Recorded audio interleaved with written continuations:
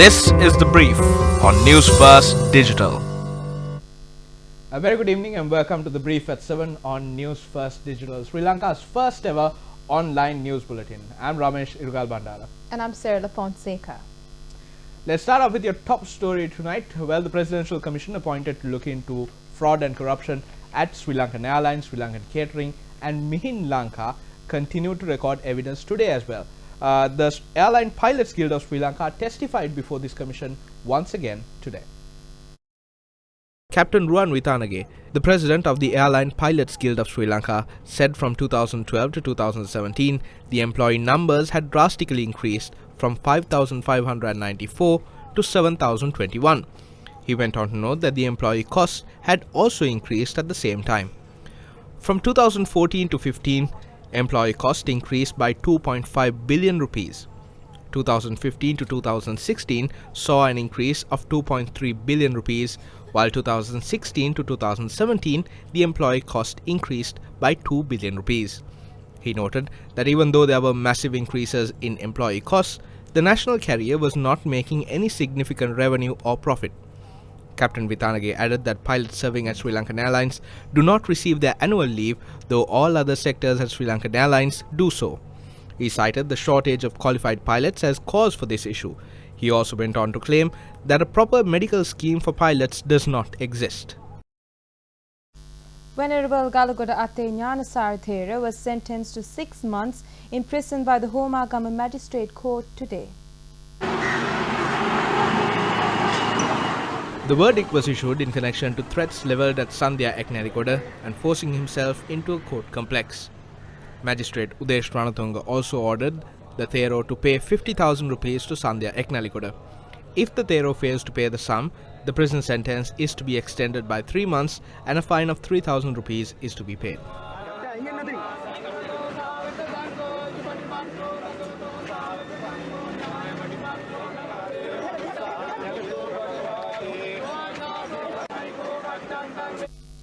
Yashoda Rangebandara, the son of State Minister Palitha Rangebandara, who was arrested recently, was released on bail today.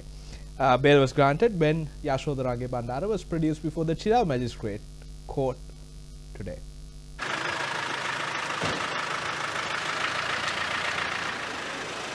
Yashoda Rangebandara was released on a surety of 50,000 rupees. His driver's license was also taken into the custody of the court.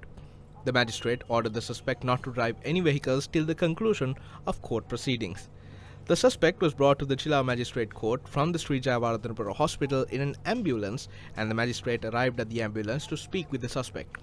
Yashoda's lawyers stated in court today that they are prepared to repair the house which was damaged in the accident when Yashoda Rangebandara crashed a ministry vehicle in the Arachikattua area.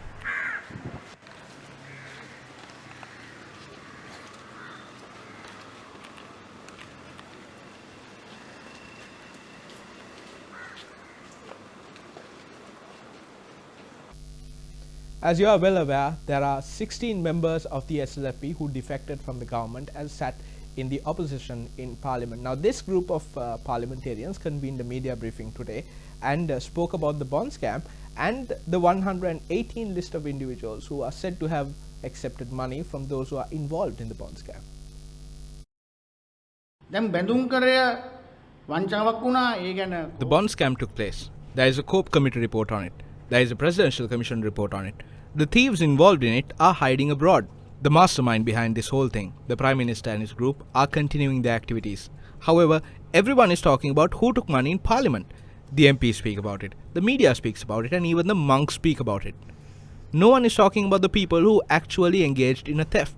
No one seems to be speaking about bringing Arjun Mahendran back to the country, either in parliament or outside it. පාර්ලිමේන්තුවේවත් පිටතදීවත් වෙන කවුරුත් කතා කරන කොට පේන්නේ නැහැ.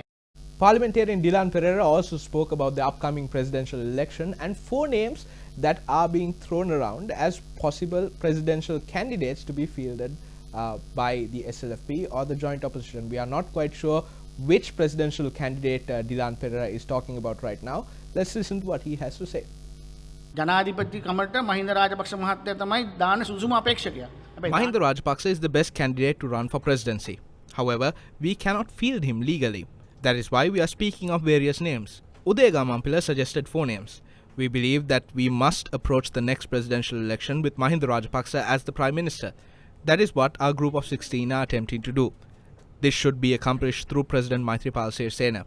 I cannot say who the next presidential candidate will be, but we believe that this candidate should be selected by Mahinda Rajapaksa.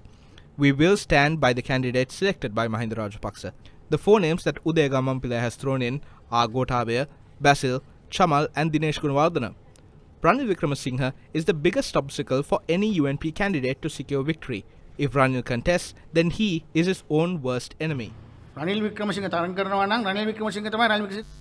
The interim order issued by Court of Appeal which prevented the election of office bearers at Sri Lanka cricket has been lifted.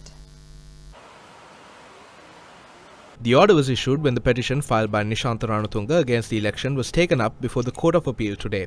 When the petition was earlier taken up for consideration, an order was issued to stop the Sri Lanka cricket election, which was scheduled to be held on the 31st of May. Meanwhile, it was also reported today that Sports Minister Faizu Mustafa had requested former Sri Lankan cricketers Kumar Sangakkara, Mahela Jayawardena, Muthaiya Muralidharan, Aravinda De Silva and Roshan Mahanama to join Sri Lanka cricket as consultants. An electrical leakage has been suspended to be the cause of a fire which broke out at a store in Passara, killing 3 women. Police said the exact cause of the fire could be determined once it received the government analyst report.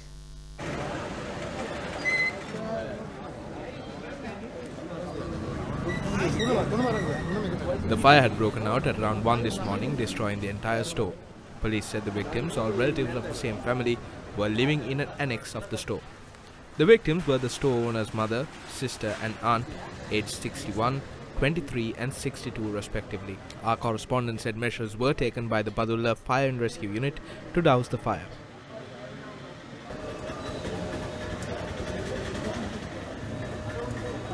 We now turn our attention to the Maldives, where recently a former president was thrown in jail. The United States has called the trial against former President Maumoon Gayoom unfair.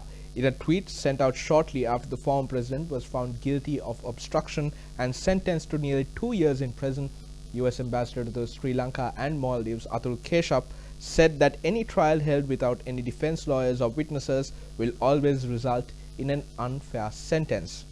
Further noting that judges cannot serve the cause of fair and impartial justice if they fear the executive, Ambassador Keshap questioned when the Maldivian people will see the restoration of the rule of law.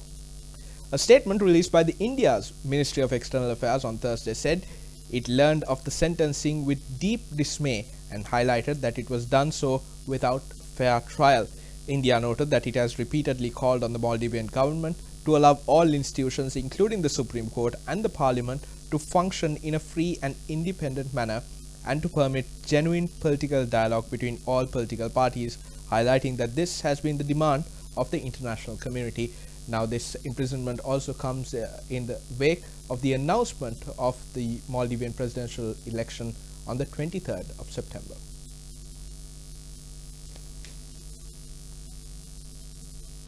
And that's wrap of the brief at 7 for News First Digital. I'm Ramesh Irugalbandara. And I'm Serala Fonseka. As always, we will be reacting to your comments on the Facebook Live for the next 15 minutes. Good night.